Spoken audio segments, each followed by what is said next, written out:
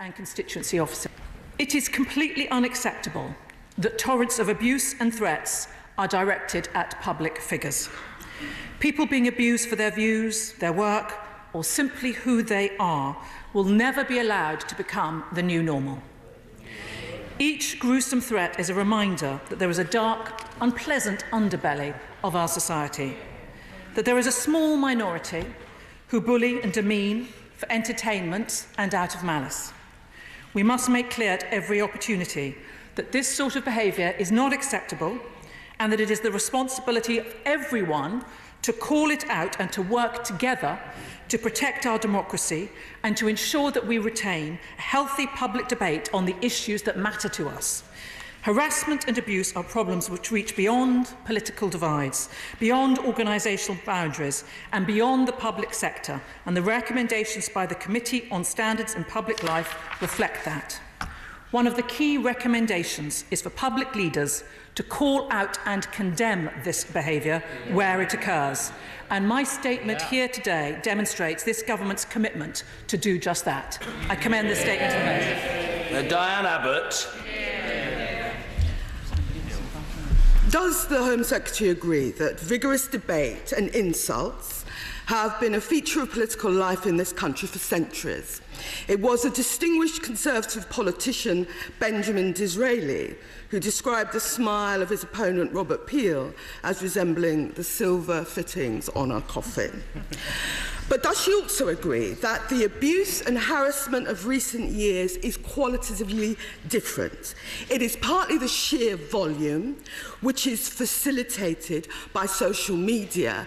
Nobody who has ever sat at home and seen literally hundreds of abusive tweets flood their timeline can underestimate the psychological pressure that it puts on us all. It's partly the question of the volume, but it's also the brutal sexism and racism, together with threats of rape and violence, which is a world away from the studied insults of the Victorian House of Commons. And of course, there was the murder of our colleague, Jo Cox.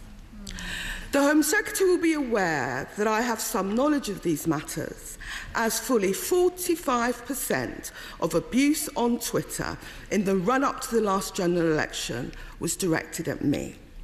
And does she agree, however, that it is unhelpful to suggest that abuse and harassment is the sole preserve of any particular political party or any faction of a political party? Social media companies have a role to play. They're very quick to take down material that is in breach of copyright.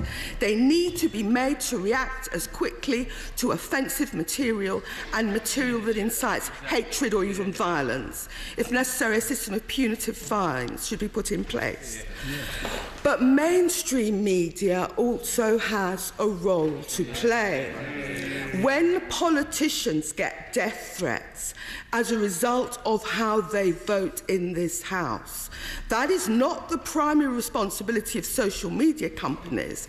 If anyone is responsible, it is the headline writers who accuse judges of being enemies of the people and elected members of Parliament as being mutineers and saboteurs when all they are doing is exercising their civil right to cast their vote in this House of Commons. Political parties also have a role to play. All parties should be wary of attack ads, posters, Facebook advertising, and a political narrative which implicitly targets particular politicians on the basis of race, colour and creed. That would be the lowest form of dog whistle politics. So when people online use the N-word, when they use racist, homophobic, misogynistic, anti-Semitic or anti-Muslim language, that is not acceptable. Threats, use of memes with people being hanged, targeted in crosshairs against any party or public official from whatever quarter is equally unacceptable. However, on this side of the House, we believe the knee-jerk reaction to every problem cannot be yet more legislation. There are laws against abuse, threats and violence, and before we consider fresh legislation, these existing laws need to be properly enforced against every perpetrator and to defend every victim. In particular, on this side of the House, we would query whether there needs to be special legislation for people in public life. Abuse and harassment is not acceptable for anyone. And finally, does the Home Secretary agree that we need to deal with this acknowledged crisis of abuse, not just for the sake of those of us who are currently members of this House, but for the sake of young people who might be considering a career in public life but are rightly horrified by current levels of abuse? Thank you, Mr. Speaker, and I find much to agree with from the Right Honourable Lady's comments that she has just made. Starting with her final one, I think it is such an important point. It is not just about the members of Parliament who are sitting here. Mr. Speaker, we are none of us wallflowers or made of glass. We expect scrutiny. We do not expect, and nor should we receive, the sort of threats that some of my colleagues and some of her colleagues have received. It's completely unacceptable, but it is wider than that. For other people considering a life in the public arena, they will look at us, they will hear about some of the abuse that we have received, and it will put them off. And that is unacceptable as well. It has a much further, wider reach than just the numbers of MPs here, and that is why it is so important that her party and mine are so clear that it is unacceptable and that we will call it out. As she rightly says, there is a tradition of debate in this place. Some of it can verge on the rude, but there is no need for it to verge towards and over the threshold of there actually being threatening. I would agree with her that there is no need to single out an individual source. She particularly names a political party. Other colleagues may have a view on that, but we must be clear that the real attackers here, the villains in this particular area, are the people who write those attacks, the people who deliver those attacks. Some of my colleagues, as I'm sure is the case with some of hers, have received those sort of attacks not online, but through the post or through telephone communication. That is all unacceptable, and we will always call it out. Order. In a bid to accommodate colleagues on this very important matter, can I appeal for brevity and to those who were late not to expect to be called? Anna Soubry. Very much, Mr. Speaker, and thank you for the support that you have given to some of us who in recent days have had particular death threats and abuse. Because, as has already been identified by both the Shadow Home Secretary and the Home Secretary, of newspaper comments. Now, I'm not going to go into momentum, others can talk about that. But my question and my comment to the Home Secretary is quite specific. Mr. Speaker, you have seen the two dossiers that I have presented to you, quite clearly a link between a front page of the Daily Telegraph using the word mutineers and threats, including death threats to myself and other honourable and right honourable members, and then last week the Daily Mail, and specifically again you can see the link and the words that are used, being called traitors. Traitors get hanged, hung, lots of bad grammar, but being serious, this is serious stuff.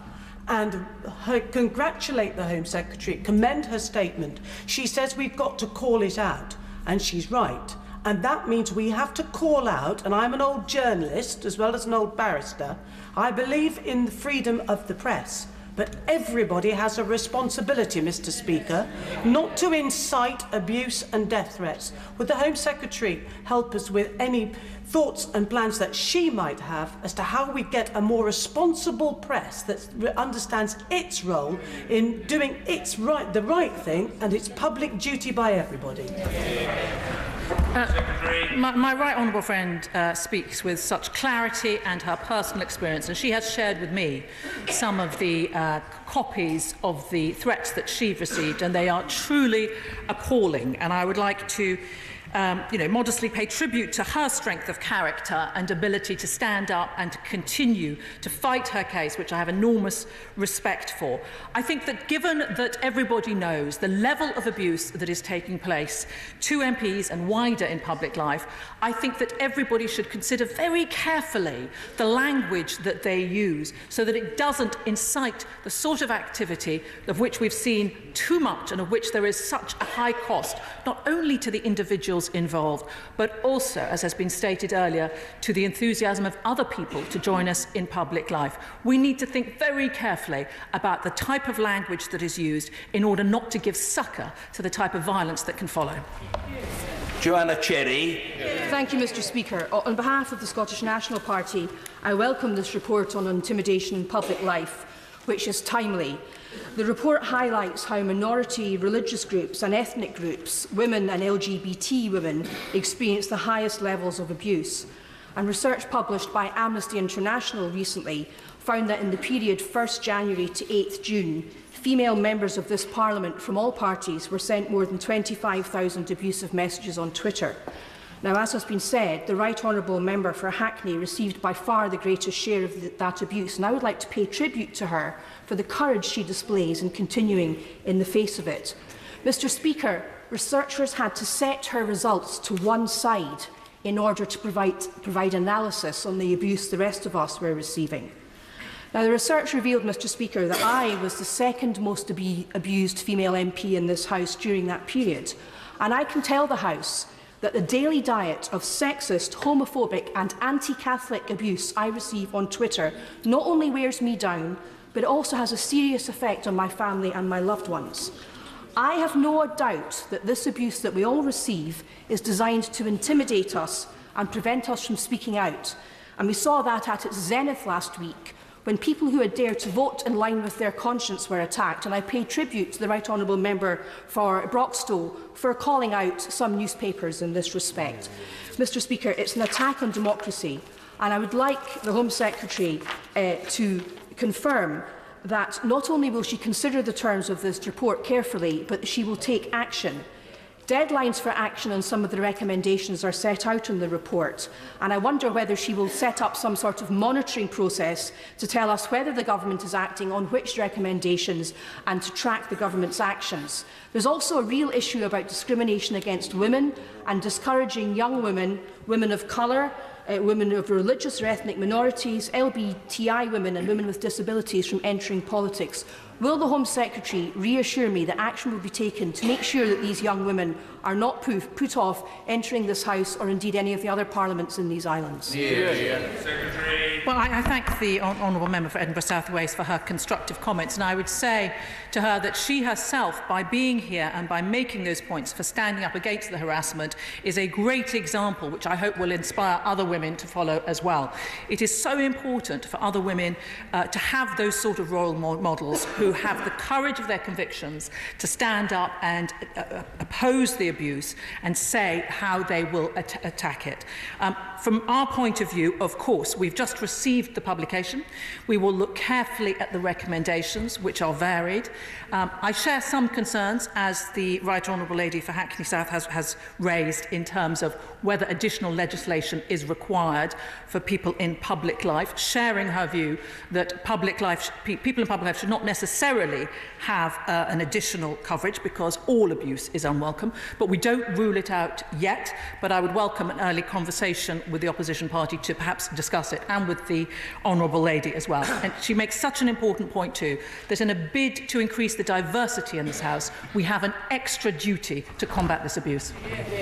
Dominic Grieve. Thank you, Mr. Speaker. We're not exactly shrinking violets in this House, and I think most of us are perfectly capable of engaging in robust debate. But I have to say I've been both shocked by the level of vitriolic abuse I've received in the course of the last week, shocked also to realise that actually it's really the new normal for large numbers of members of this House, a sort of hidden unpleasantness that dominates our lives, and also concerned that whilst undoubtedly some of it comes from people who may be a little bit unhinged, The stimulus for it, undoubtedly, has been suggested, I say to the Home Secretary, comes from the way in which national media, some sections, choose to report the politics of this country in a way that is designed to entertain but also to intimidate.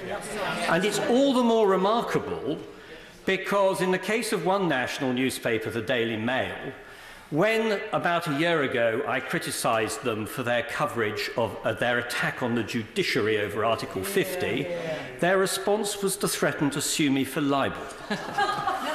So one really has to wonder how this extraordinary unpleasantness has crept in, and I think the Home Secretary may agree with me that we are going to have to stand up for decency in public discourse and face this down. And if we do it collectively, then my view is we don't need to change the law. We can prosecute those who actually cross the boundary, but we may be able to face down what seems to me to be a deeply unpleasant phenomenon in our society at present. Well, I share the view of my right honourable and learned friend that this must not be allowed to become the new normal. It is for that reason that I am standing here in order to make this statement. It is for that reason that I know so many colleagues across the House and you, Mr. Speaker, feel so strongly about this. Let us make this a tipping point where we call it out and we say no more. We in the government, on the government side, will take action. We have already set out elements of that action that is already being taken. We have the recommendations from the committee and we will look carefully at those, and I will certainly join my right honourable and learned friend in making sure that we call this out and we ask for a new type of behaviour so that colleagues do not receive the sort of intimidation that they have. Harriet Harman. Mr. Speaker, and I fully endorse the words of my right honourable friend, the Shadow Home Secretary. But I would like, and I thank the Home Secretary for her statement, but I would like to press her further about the question of death threats to MPs because how they voted in last week's debate. Does she agree that what we've got here is a toxic triangle, the divisiveness of the Brexit issue, the Telegraph and the Mail identifying certain honourable members as targets and framing the attack on them, and then facilitated by social media, the mob following? When in other countries MPs are threatened with violence because of how they're voting, we call that tyranny, we call that fascism. But that is what is happening here. And as well as commending the bravery, rightly, of her honourable friends, is she going to be brave herself?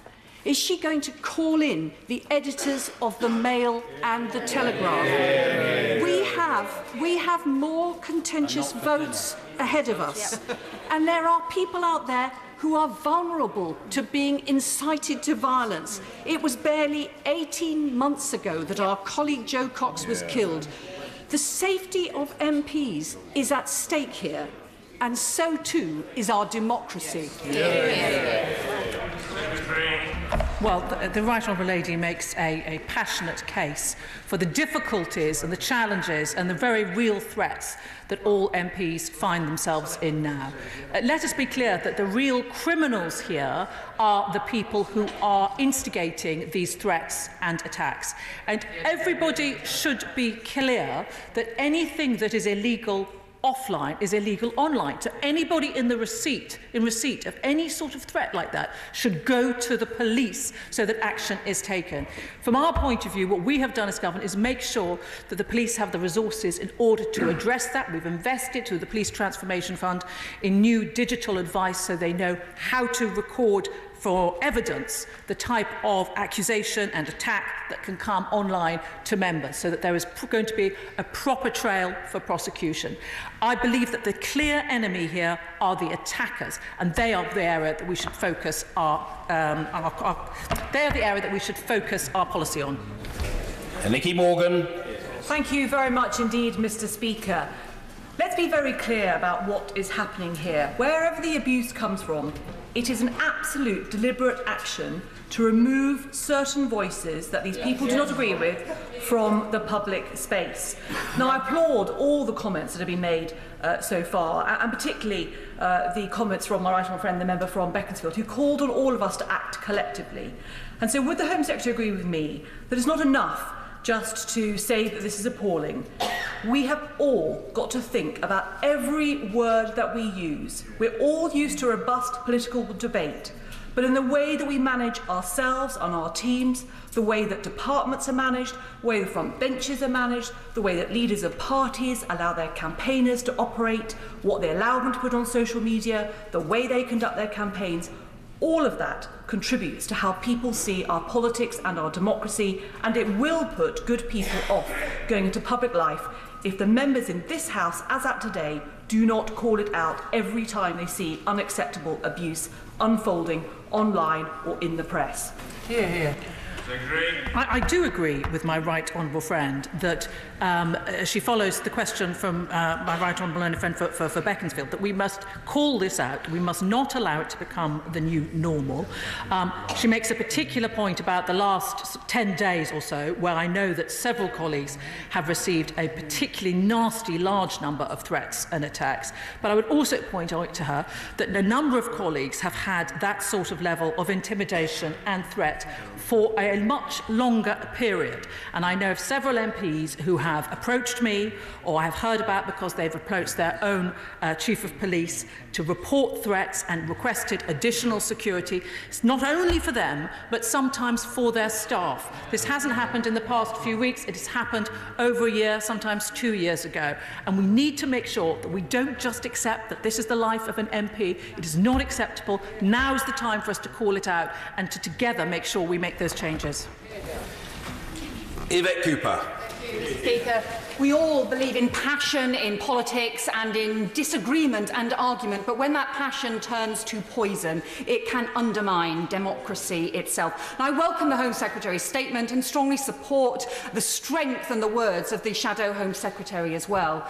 And we are hearing in the Select Committee tomorrow from Google, from Facebook and from Twitter on what more we want them to do to tackle online abuse, and they have all been urged to do more.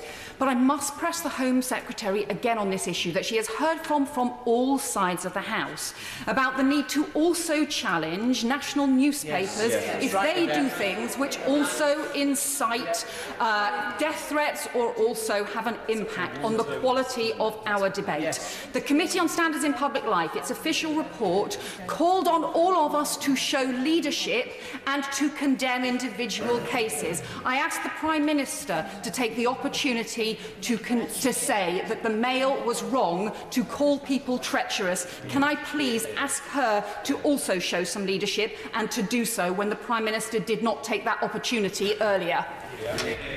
Well, I welcome the Right Honourable Lady's inquiry into online abuse, and I know that she is taking that forward tomorrow.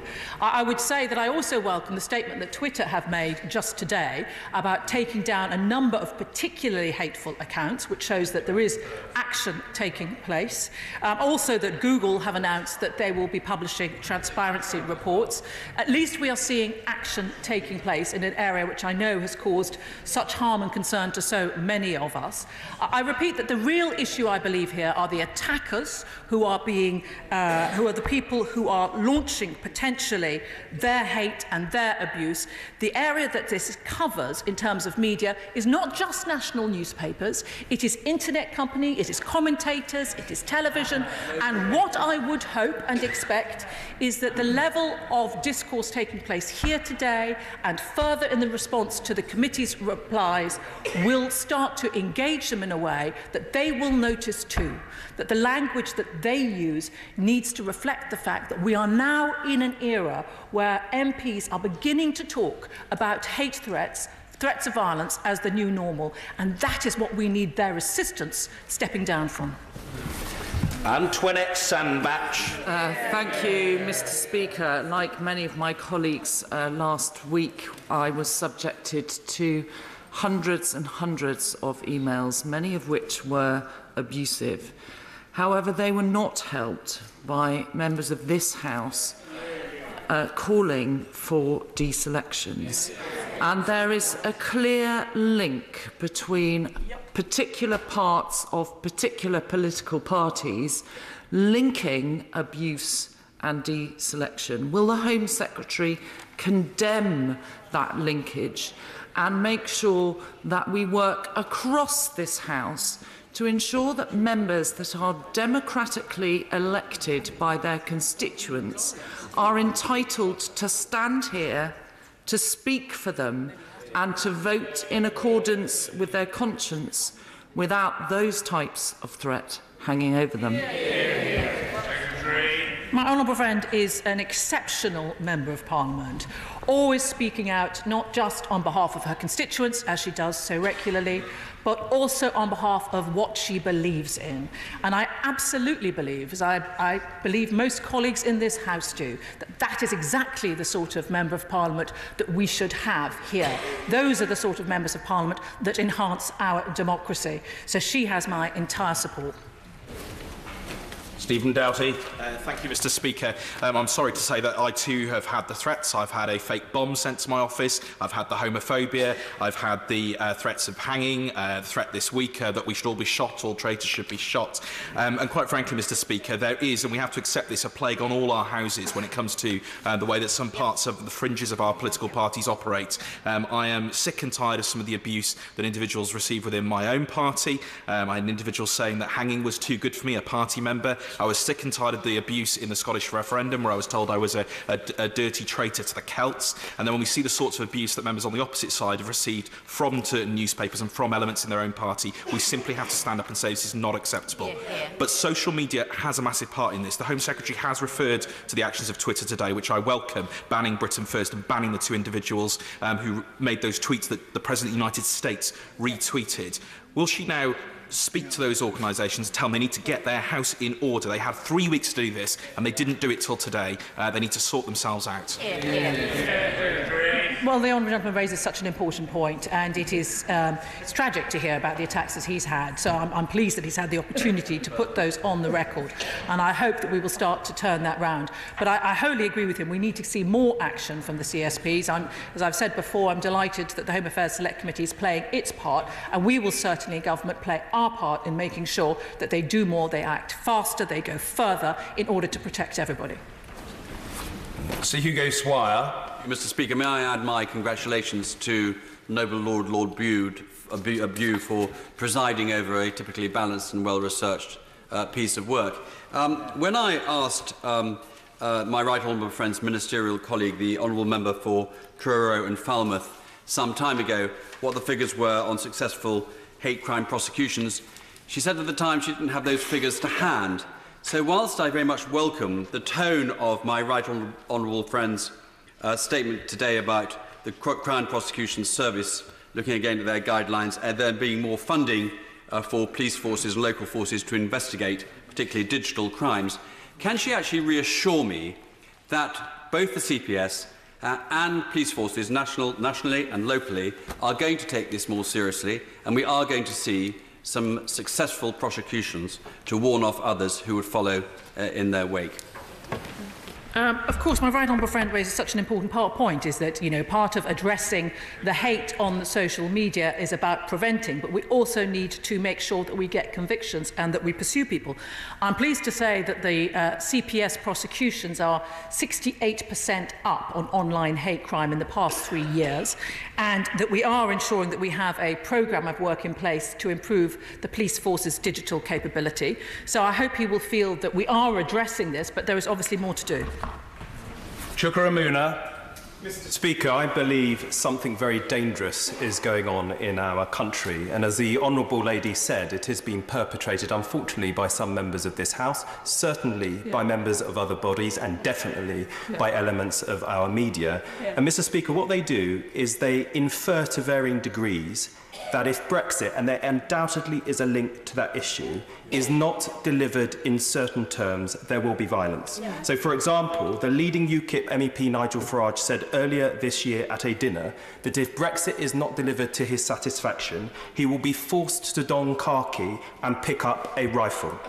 Does she agree with me that, whether said in jest or otherwise, this type of talk is totally and utterly unacceptable, because the effect of it is to justify violence when under no circumstances would it ever be acceptable? And can I just press her again? There is no doubt that the Daily Telegraph and the Mail have a particular role to play here, with their disgusting equivalent of wanted lists on their front pages. Can I ask her what she is doing to engage with those publications in particular as well? Well, the most important point that the honourable gentleman makes is about language. And I would completely agree with him that the language that is used, as he described by Nigel Farage, is the sort of inciting language that is completely unwelcome in an environment where we are trying to protect not just the MPs here, but anybody in public office, and also the people who are going to come after them. And I would urge media companies, online and offline, to consider that very carefully as well, because of the atmosphere in which some of these debates are taking place. Dr. Sarah Wollaston. Sadly, Mr. Speaker, abuse and intimidation isn't just directed against those in public life, but against their families and those who work alongside them. I'm sure the whole House will want to join me in paying tribute to our amazing teams in our constituency and parliamentary offices. In my case, Nina Smith, Lucy Mannion and Dara Quinn, who deal with people with unfailing courtesy and respect. I think it's a great shame that after I get targeted as a traitor by organisations like the Daily Mail, unfortunately the extent of the abusive calls is so great that I have to ask them to work from home. And when you listen to this stuff, when you go in alongside them the next day, it is truly shocking and unacceptable. Well, I thank my honourable friend for Totnes for making such an important point for us all to remember, that it is our staff so often who are the front line who have to deal with these abusive phone calls, and they do such a fantastic job, usually protecting us from them, but often having to deal with this torrent of abuse. So yes, I completely share her view, and I will endorse wholeheartedly the people who work for her, as I do for everybody whose staff work for them and put up with the level of abuse that we all have to endure. Jamie Stone. Mr. Speaker, can I, on behalf of my party, warmly welcome what the Home Secretary said just today. Can I suggest that one way to tackle, or to help tackle this problem, would be to redouble the efforts in terms of teaching of democracy, the teaching of the debate, and the courtesies of debate in our schools, the length and breadth of the United Kingdom?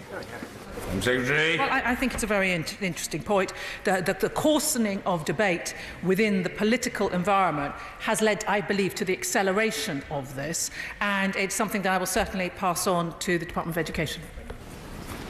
Mr. Philip Hollowbone. I'm beginning to think that it's almost impossible to mix politics with Facebook and Twitter. These are platforms just made for anonymous abuse. They don't contribute to modern civilization, and it encourages people to instant outrage.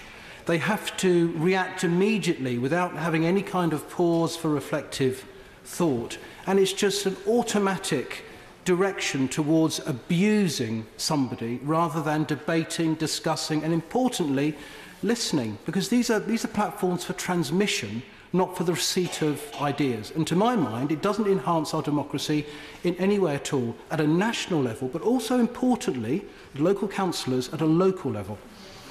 Secretary. Well, it's such an important point from my honourable friend. That is largely, but not exclusively, where a lot of this hate comes into place. I mean, for my own part, I do not anymore look at my Twitter timeline, but I know that there are plenty of people who live online, particularly younger people, who should not be put off coming into public life because they are then expected not to engage on Facebook or on Twitter. We have to have an environment in which they can continue to engage in their normal communications and go into public life if they choose to.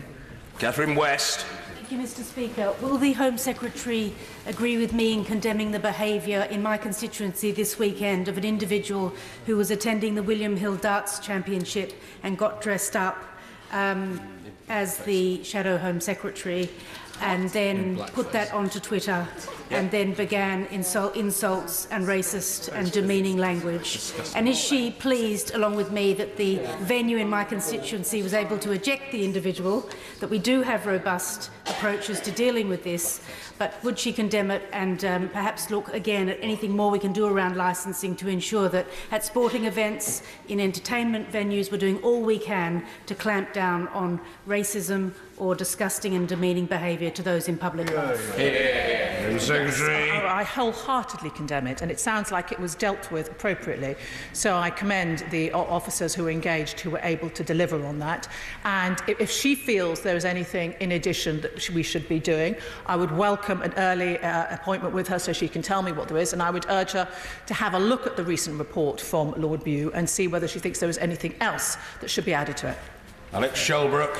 Mr. Speaker, I think the difference between social media and the printed media is the anonymity factor. Yeah. And could I ask my right honourable friend to listen very carefully to the right honourable lady from Castleford, Pontefract and Normanton, to their investigation into what they can do, because at the end of the day, it is becoming a cancer in our society, social media. But actually, the people who run it and who own it can be the surgeons to remove that cancer, and they need to be encouraged to do that, because otherwise we will disengage from social media, and that will be a lack of democratic accountability, and that would be a pity. Yes, I agree with my honourable friend, is that we can't have a situation where people are expected to disengage with social media in order to avoid the abuse. And as I've said before, I am delighted that the Home Affairs Select Committee is taking this forward as well. Angela Smith. Mr. Speaker, it appeared in those terrible days following the murder of Joe Cox, 16th of June last year, that the politics of hope and unity would triumph over the politics of division and hatred, but we were sadly wrong. And we're now in a much worse place than we were then, at that moment. But the intimidation is not just from anonymous people on Twitter. It's not just even now between colleagues attacking each other in this place. And my heart goes out to those who were attacked last week. It's not just division between the benches. I consider friendship to be beyond politics. It's also our councillors, it's some of our party members in both parties. So will the Home Secretary ensure that any action taken includes a consideration of the need to ensure that our political parties understand that intimidation and abuse from members is as bad as intimidation and abuse from anywhere else? Secretary. The honourable lady raises a very important point, very appropriately, delicately, but I think that everybody knows exactly what she's highlighting. I share her views. We need to make sure that we clean up our own houses as well as working across houses, and I hope that her party, as well as mine, will listen carefully to the points she raises. Simon Hart. Thank you, Mr. Speaker. Actually, on that point, the committee, of which I'm a member, by the way, did report in some detail about party leadership, and it struck me that simply calling out bad behaviour may be going nothing like far enough. So could the Home Secretary, at least on behalf of our party, assure us that not only will offending activists and third parties be brought to book, but they will be done so in a public and robust manner? Well, my honourable friend is quite right. I mean, and can I take the opportunity to thank him for his work on the Committee on Standards in Public Life, and also take the opportunity to thank Lord Bew for his leadership in delivering it. There are a number of recommendations in it. I may talk delicately across the floor of the House with the honourable lady, but there are some very clear recommendations in it with some very hard-hitting points, and I would urge everybody to make sure that their party leaders are held to account and deliver on those. Jim Shannon. Thank you, Mr. Speaker. I thank the Secretary of State for her statement, for her firmness in her response as well. But could I ask the Secretary of State to outline the protection and support for office staff and constituency offices, bearing in mind that staff can be and are accosted by constituents during their own personal time regarding casework, and can be subject to verbal abuse or indeed sometimes physical abuse? Well, the honourable gentleman is absolutely right. As has been commented earlier by the honourable member for Totnes, is that our staff in our offices often are at the front line for some of this abuse, and we have to make sure that they are protected. It's not just about us; it's about the wider public servants who are working in our staff. So yes, I would agree with him. They are an equally important part to protect. I hope that if he looks at the report, he will see that that is also addressed. But if he has further concerns, he should come and talk to me about it. Rebecca Powell. Thank you very much, Mr. Speaker. I wanted to pick up on a point that was made previously from across the benches. In that, where, Mr. Speaker, do our children learn to trust? Where do they learn what is right what is wrong and what is acceptable behaviour. And I do honestly think that we have to approach our education system and our learning in schools to deal with the social media issue and how we conduct ourselves as citizens, because what's happening now is truly unacceptable in so many cases. Well, I think my honourable friend is right, and in those citizens' classes there is an online element which I would expect to be covered, but this has been raised by other members here as well, and I will make sure the Department of Education hear it. But I would also say to her that I think that our children hear about this, what is acceptable, when they hear that people like ourselves are calling it out and saying no more, and asking, insisting that this is the end of that sort of abuse, and saying that we will take action as a result. It is by example that they learn. Chris Bryant. Mr. Speaker, the first thing you did as Speaker, as is required, was you went to the House of Lords and demanded the traditional privileges of this House.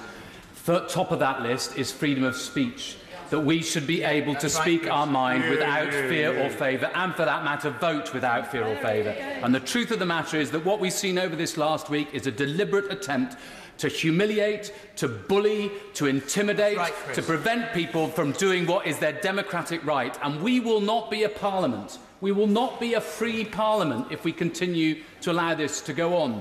But the worst of it is that there's a concatenation here. It's the newspapers, yes, with the authority that they have of putting horrible stories on the front of their newspapers and effectively lining people up as if they should be politically shot. It's then the amplification that goes on because of social media, but it's also that there are international actors in this now too. Yeah. Yes. There are Russian bots deliberately seeking to intimidate members of this Parliament. I do not believe for a single instant that the government is taking this seriously enough.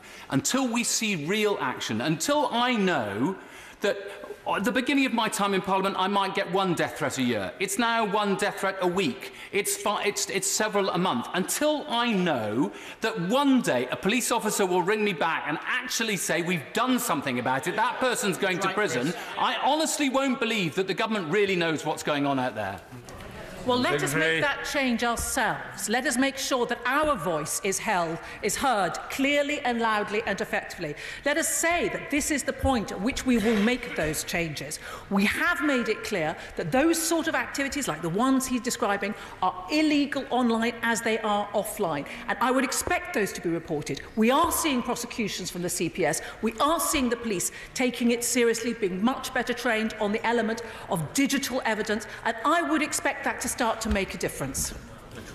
Mark Menzies. Thank you, Mr. Speaker. I welcome the sentiments of the Home Secretary and awards today. But can I say that when it comes to social media, the time for pussyfooting is over. These are multi-billion-pound companies that have got the resource to tackle this if they want to. Can I ask the Home Secretary, what is she doing to particularly tackle those who hide behind anonymous accounts and make it very difficult to close down and to pursue through the courts? That is something that she should be tackling with the social media companies. Well, I say to my honourable friend, there is no pussyfooting on this side of the House. We are determined to ensure that the social media companies are held to account. I announced earlier that we are pleased that Google, for instance, have announced that they will be publishing transparency reports. Twitter have taken action. It's not enough, but it is an important step of taking action in an area that we care about so much. We need to make sure that people who do these sort of things, who make these sort of posts, are held accountable. And by leaning into those social media companies, that is how we will achieve it. Liz Saville-Roberts. The government has regularly stated that what is illegal in the real world is also illegal in the virtual world. Effective laws need effective enforcement, yet the Home Office has allocated only £200,000 to the online hate crime hub. Now that exercising the sovereignty of this House is resulting in death threats, will the government make sufficient financial resources available to protect all victims? Well, the Honourable Lady has drawn attention to one element of our current strategy, which is an online hate hub, which is staffed by police officers who can centralise and then act on reports of hate. But it's by no means the only activity. The CPS have increased the amounts of prosecutions by 68% over the past 3 years. We've put £17 million from the Police Transformation Fund into proper engagement with different police forces to make sure that they have the right skills to do digital recording of the evidence. threats. It is only one part of it. Let me reassure the Honourable Lady that it is part of a strategy and we will take action. Tom Persclave. Thank you, Mr. Speaker. There is a fine line, is there not, between disagreeing with someone and being deliberately disingenuous with a view to inciting both hatred and harassment, often repeatedly and often for political advantage. Does my right honourable friend agree with me that this is corrosive for our political discourse, that it has to stop, but in order for it to stop, we need leadership from across the political spectrum? Secretary. Well, I agree with my honourable friend. There is nothing wrong with argument and for a little bit of rudeness, but the sort of examples that we've been seeing or we've been quoting are absolutely unacceptable, and we do need to work across the House to make sure that we get a proper answer and strategy to combat it. Liz McInnes. Thank you, Mr. Speaker. Does the Home Secretary agree with me that it's high time that we brought back respect in public life? And it's not just MPs, it's people who provide our public services as well. When I was told by a constituent during the last election that it was part of my job to take abuse, I spoke to one of our local police about that, and he said to me, "Welcome to my world." We really must lead by example on these benches. Does she agree with me? Well, I completely agree with the Honourable Lady. I had a similar experience when I was a backbench MP earlier on. You know, just said, well, you're an MP, you can take it. And as I've said earlier, you know, we are not blushing wallflowers MPs here, but nor should we have to take that sort of abuse. And I would welcome that sort of approach. Nigel Huddleston. Thank you, Mr. Speaker. Does the Home Secretary agree that we must all take personal responsibility on this issue, and that any member of this place whose name or hashtag is persistently associated with hate-filled comments on social media must do everything to distance themselves from such campaigns, or they deserve the disdain of this entire House? Well, that's a very good point from my honourable friend about something that each of us can do constructively, which is when we see one of our colleagues across the House receiving that sort of hate crime, we can go out of our way to call it out, or at the very least not participate in any sort of endorsement, which does take place sometimes. Susan Ellen Jones. Thank you, Mr. Speaker. There's been some talk here today about certain front-page newspaper articles in the Daily Mail. Would the Home Secretary like to clarify that she considers those to be totally unacceptable? I think what I would like to say is that the people to blame here are the people who are doing the threats and the attacks. It's not just about one media channel, it's about the whole arena, and it's about making sure that we all call out the language. She may have one particular target, other candidates may have, other MPs may have different particular candidates they want to call out, but I am very clear that any use of that sort of language, when used to denigrate MPs that can lead to those sort of attacks, should not take place. And Dr. Lisa Cameron. Thanks, Mr. Speaker, and I'd like to initially thank Lord Bute for a very robust report. Having experienced death threats myself and a campaign of sustained harassment towards myself, my family and my excellent staff, I note that the report indicates that political parties must show leadership and do something that perhaps doesn't come naturally, but work together on this and enforce a code of conduct for members. How does the Home Secretary see that going forward, and would she see a time frame for taking that very important step forward? Well, I thank the Honourable Member for East Kilbride for her comments, and I know that she, like us, feels very strongly about this. It was a very good report. There is a lot for us to do. So one of the things it calls for is for party leaders to call this out and to take action. I'm standing here making sure that I reassure members that we will be taking action. There's a number of different particular items, and one particular which we haven't discussed today, Mr. Speaker, which is about additional legislation for people in public life. That is something we have agreed to look at, but we are not yet convinced that it needs to be done, and I will certainly come back to her before deciding whether we go forward with it. Sarah Champion. Thank you, Mr. Speaker. Mr. Speaker, I'm sure that everybody in this House recognises the abuse and intimidation, mainly online, faced by people in public office is replicated and symptomatic of what's happening across the country, also to children. So I welcome the Department of Education is bringing relationship education to teach children to respect themselves and others. But will the Home Secretary also commit to extra resources for police, not just training for them, so that they can protect and prosecute? Well, we have put Secretary. £17 million of resources from the Police Transformation Fund into supporting the police so that they can have the tools that they need to collect the evidence when there are online threats. We will always make sure that the police have sufficient resources to do their jobs. Christian Matheson. Mr. Speaker, in welcoming the Home Secretary's statement, can I press her on this idea of focusing on the attackers? Because just as a clockwork mouse will only scamper across the floor if it's wound up, so some of these keyboard warriors will only take to their computers if they are incited by billionaire tax-dodging newspaper owners or their editors.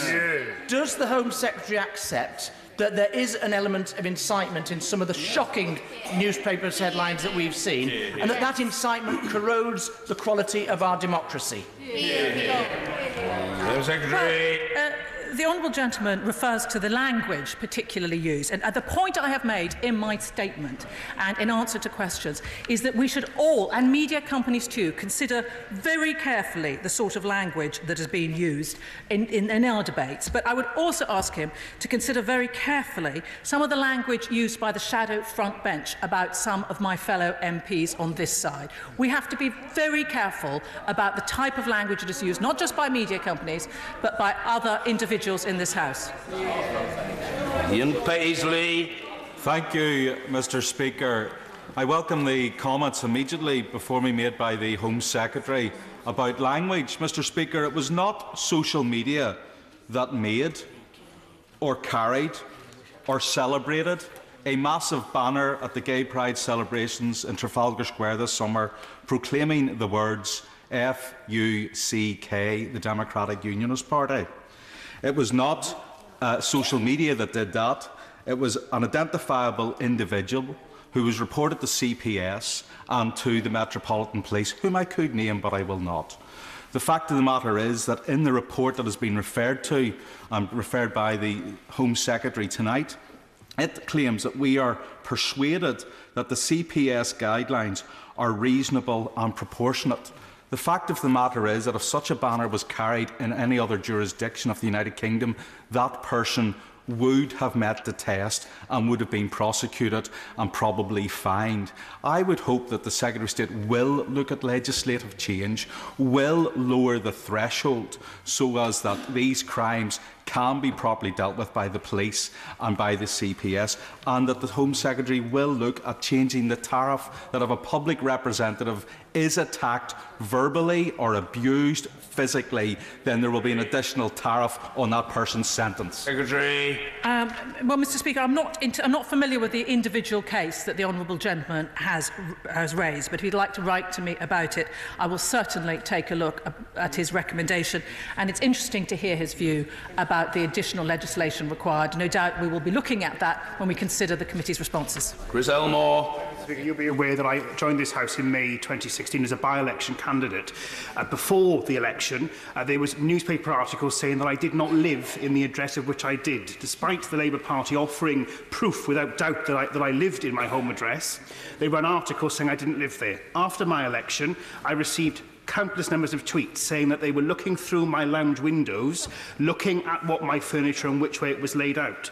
I, and she now knows this, lied to my partner when I referred that to the police because I was terrified that she would want to move out of our home. Secondly, Mr. Speaker, when I was a councillor for 10 years, I had to move because my address was public. When I sought election, which I'd asked the Home Secretary if she could actually change that so the councillors have the same protection as MPs. The reason I moved was because I had dog excrement put through my door from constituents. So these things are not just linked to MPs, they're linked to councillors. And can I also ask that by-election candidates, under the scrutiny they have by the written media and by social media, are given support, particularly if they are elected to this House and have never experienced that type of abuse before? Well, I'm very sorry to hear about the horrific, hateful personal example for the member for Ogmore. It must have been very distressing for him and his family. We have changed the rules so that candidates no longer have to put their home address when they stand for election, but I will certainly look at that as well. I'd be grateful if he'd send me a note about it. Peter Kyle. Thank you, Mr. Speaker. the most common question I get asked by young people these days is, how do you put up with all the abuse? I know that the Home Secretary will find that as heartbreaking as I do, because what the young people know is that a corruption has entered our politics whereby people now believe that if somebody honestly disagrees with them, they are unprincipled. As soon as we accept that principle, that somebody is unprincipled if they're just for simply disagreeing with you, it opens the door to all sorts of really bad behaviour. This can't be tackled purely with legislation. What can we do to drive this notion out of our body politic? Well, I do wholeheartedly agree with the honourable gentleman, and I too, when I visit schools or universities, get exactly the same questions. How can you put up with this abuse? And that is why it is so important for us to call it out. He asks what we can do, and I would urge him to have a look at the report, but it is not enough, I don't think, just to act on the report, which we will, or to consider the additional legislation, which we may. I think that we all have to make sure that we call it out often and firmly. Sometimes it is difficult when people come after us and you think this is the role of a Member of Parliament, but no, it's not just about that. I'm getting a certain amount of heckling, Mr. Speaker. I was referring earlier to somebody from the Labour Party, and I would just remind people that another person who needs calling out is the member for Hayes and Harlington. Martin Whitfield. I'm grateful, Mr. Speaker. The government have rightly said that offences online are the same as offences offline, and indeed that the punishment should be the same. Should it not be the case, then, that the media vehicle that is carrying these offences be as responsible as the driver of a bank robber? And that is exactly an area where we are continuing to look at, where the Home Affairs Select Committee is looking at, and where we have started to see some real action. It is not enough. We want to go further, we want to go faster, but it is a start. Mr. Gavin Robinson. Mr. Speaker, as our Home Affairs spokesman, I want to say gently that I think this evening's session would have been stronger if members had been less selective in their condemnation of political commentary and abuse. But just today, Mr. Speaker, I received notification from my local PSNI inspector in East Belfast to say that abuse that had been reported to him could not be progressed because Twitter do not comply and Twitter do not engage unless there's an imminent threat to life. In reflecting on legislative provisions, can the Home Secretary ensure that this frustration and failure to engage with authorities in Northern Ireland and throughout the United Kingdom is dealt with appropriately? Home Secretary. Well, I thank the honourable gentleman for his contribution. It is distressing to hear that particular example because we are beginning to see some progress from Twitter. But if you would like to write to me about the particular example, I will certainly take a look at it. But it is the case that abuse online is just as not only unwelcome but illegal as offline. Order. I thank the Home Secretary for her statement, the Shadow Home Secretary for her response, and all honourable and right honourable members for their remarks in these exchanges this afternoon. Let us be absolutely clear. Making death threats or other threats of violence will always, everywhere, without exception, be wrong. In a political context, making death threats or other threats of violence against people on grounds of their views is, whether the authors know it or not, a kind of fascism which must be explicitly and unequivocally denounced. Today, thankfully, and I'm extremely grateful to colleagues across the party divide from the highest level, it has been. As your Speaker, you will hear me call divisions. The honourable gentleman, the member for Rhondda, referred to the freedoms of this place. When the Chair calls divisions, the Chair is calling upon honourable and right honourable members to vote as they think fit. And I would go as far as to say this: they have not only a right to vote, as they think fit. They have an absolute bounden duty to vote as they think fit, and I am confident that that is what, if I may speak to you very personally, all of you do. How you vote is always a matter for you and not for me, but you must be conscious, as I'm sure you are, of your duty in this matter. And I want, in the light of what has been said and of the experiences of some of my colleagues in recent days, simply to conclude by saying this.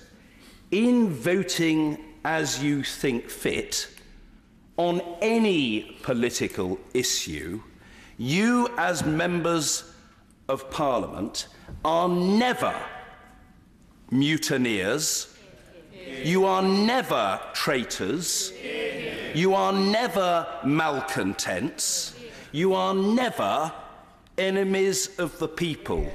You are dedicated, hard-working, committed public servants doing what you believe to be right for this country. If there are people who cannot understand that basic concept of principled conduct, perhaps they need help to ensure that in future they do.